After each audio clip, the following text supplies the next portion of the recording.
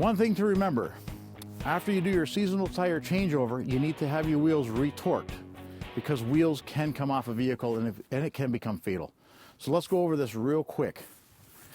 Normally what will happen is you'll go to your service facility, they'll put your tires on, and they'll ask you to come back 100 to 150 kilometers after the changeover. Very important you remember that. So you'll get the phone call, you give them a call, you let them know you're in the parking lot, they'll come out, send somebody out to retorque your wheels. Right to manufacturer's spec, we got 130 pounds here. You see that? No problem. We'll check another one real quick.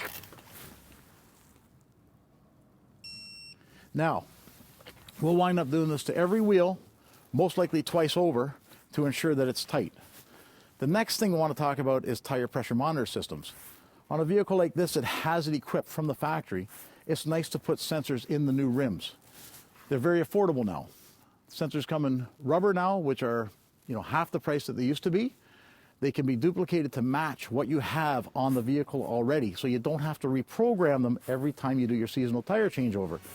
So all I can say, between the sensors, retorquing your wheels, you can have a safe season. So remember to subscribe and enjoy your ride and drive.